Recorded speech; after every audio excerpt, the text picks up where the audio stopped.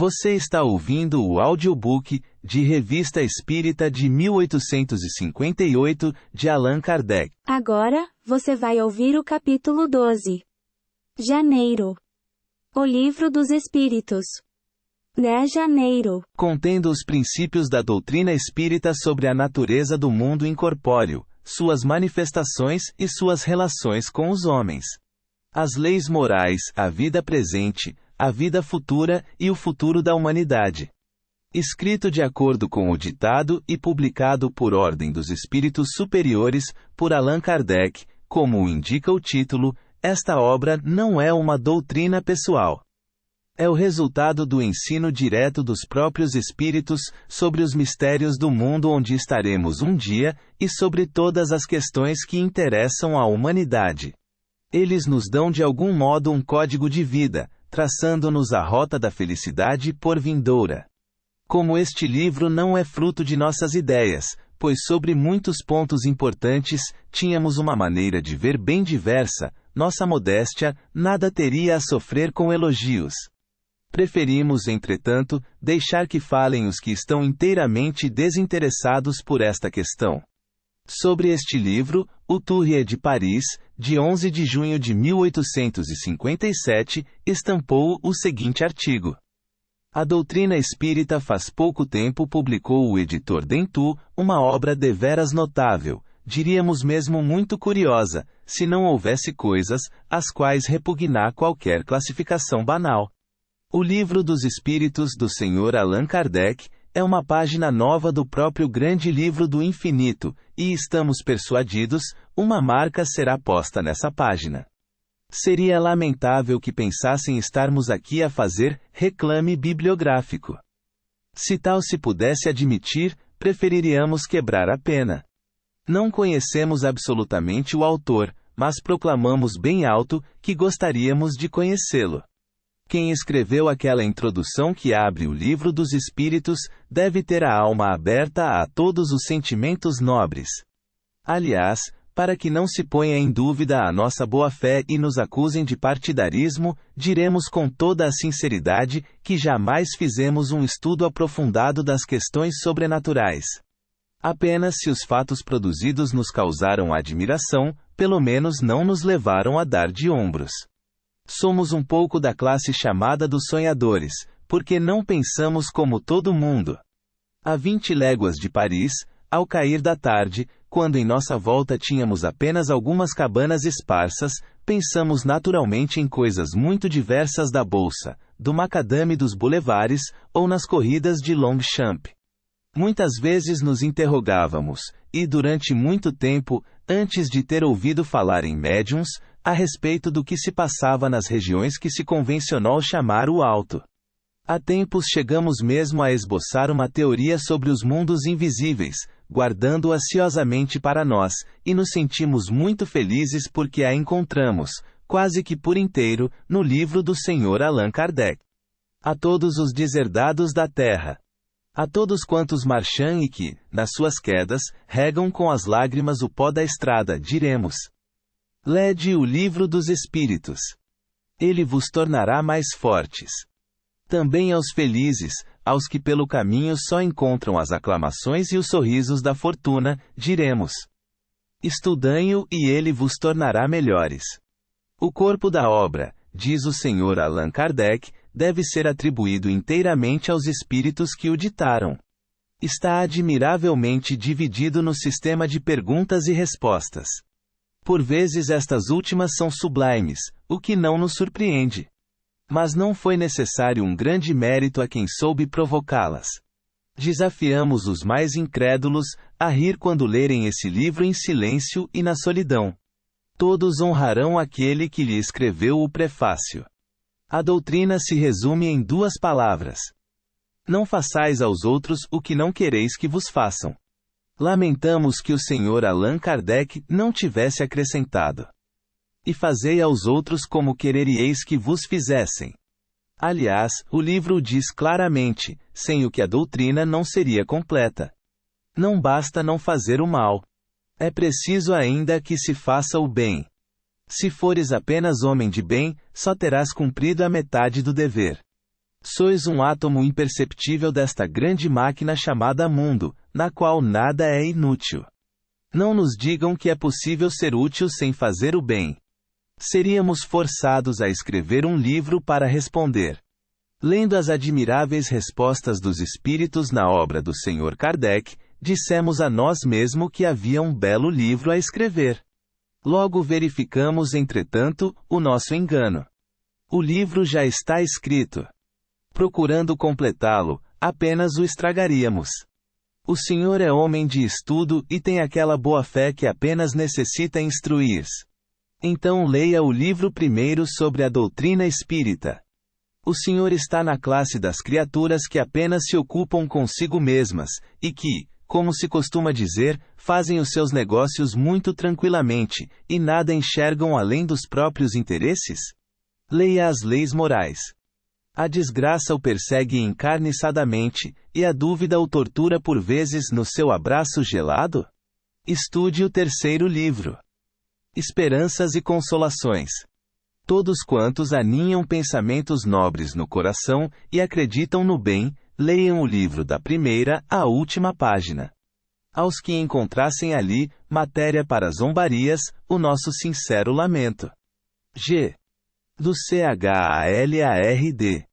Das numerosas cartas que nos têm sido dirigidas desde a publicação do Livro dos Espíritos, citaremos apenas duas, porque, de certo modo, resumem a impressão produzida pelo livro e o fim essencialmente moral dos princípios que o mesmo encerra. Bordeaux, 25 de abril de 1857. Senhor, V. I. Submeteu minha paciência a uma grande prova, pelo retardamento da publicação do Livro dos Espíritos, há tanto tempo anunciado. Felizmente não perdi com a espera, porque ele ultrapassa toda a ideia que eu havia feito, baseado no prospecto.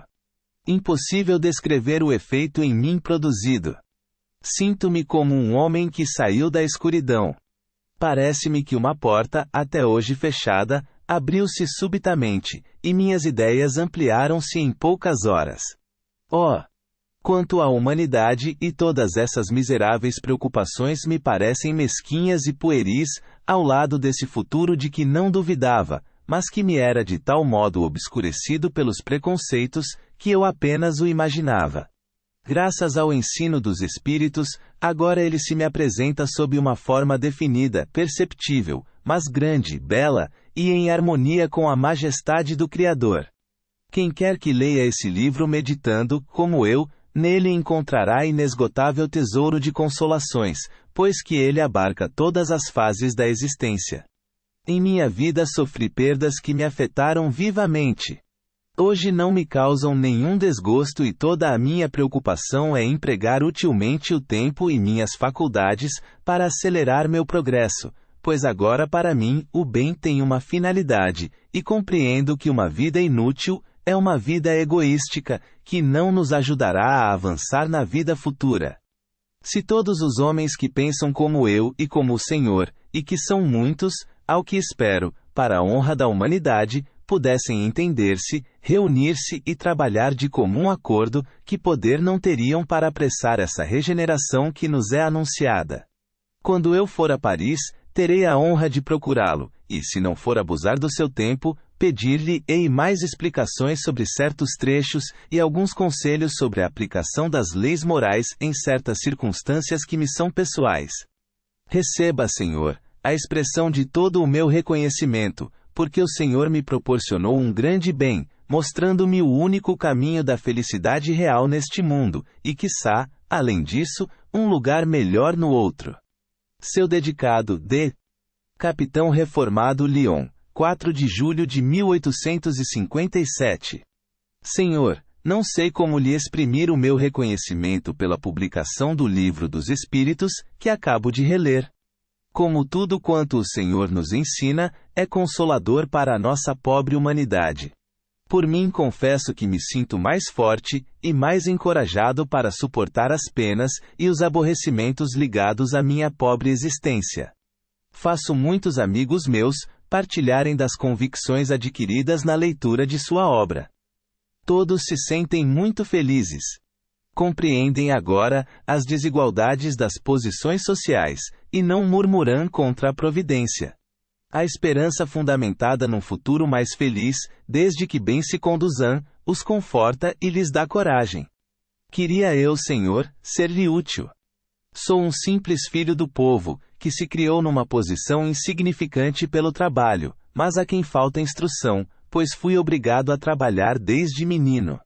Entretanto, sempre amei a Deus, e fiz tudo quanto era possível para ser útil aos meus semelhantes. Eis porque procuro tudo que possa aumentar a felicidade de meus irmãos. Vamos nos reunir diversos adeptos esparsos, e faremos esforços para ajudá-lo. O Senhor levantou a bandeira, e nossa obrigação é segui-lo. Contamos com o seu apoio e os seus conselhos. Subscrevo-me, Senhor, se me permite chamá-lo de confrade, seu dedicado C. Muitas vezes nos foram dirigidas perguntas sobre a maneira por que foram obtidas as comunicações que constituem o Livro dos Espíritos. Resumimos aqui, com muito prazer, as respostas que temos dado a tais perguntas.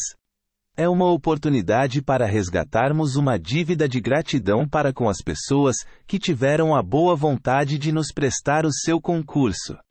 Como explicamos, as comunicações por meio de batidas, outrora chamadas tipitologia, são muito lentas e muito incompletas para um trabalho de fôlego, por isso tal recurso jamais foi utilizado. Tudo foi obtido pela escrita, por intermédio de diversos médiuns psicógrafos. Nós mesmos preparamos as perguntas e coordenamos o conjunto da obra. As respostas são, textualmente, as que nos deram os espíritos. A maior parte delas foi escrita sob nossas vistas, outras foram tiradas de comunicações que nos foram remetidas por correspondentes, ou que colhemos aqui e ali, onde estivemos fazendo estudos. Parece que para isso os espíritos multiplicam aos nossos olhos os motivos de observação. Os primeiros médiuns que concorreram para o nosso trabalho foram as senhoritas B, cuja boa vontade jamais nos faltou. O livro foi quase todo escrito por seu intermédio e em presença de numeroso público que assistia às sessões, nas quais tinha o mais vivo interesse. Mais tarde, os espíritos recomendaram uma revisão completa em sessões particulares, tendo-se feito então todas as adições e correções que eles julgaram necessárias. Esta parte essencial do trabalho foi feita com o concurso da senhorita Jafet, a qual se prestou com a melhor boa vontade e o mais completo desinteresse a todas as exigências dos espíritos, porque eram eles que marcavam dia e hora para suas lições. O desinteresse não seria aqui um mérito especial, desde que os espíritos reprovam qualquer tráfico que se possa fazer da sua presença, mas a senhorita Jafet, que é também uma notável sonâmbula, tinha seu tempo utilmente empregado, mas compreendeu que também lhe daria uma aplicação proveitosa ao se consagrar à propagação da doutrina. Quanto a nós, já declaramos desde o princípio, e temos a satisfação de reafirmar agora, jamais pensamos em fazer do Livro dos Espíritos objeto de especulação. Seu produto será aplicado a coisas de utilidade geral. Por isso seremos sempre gratos aos que, de coração e por amor ao bem, se associaram à obra a que nos consagramos.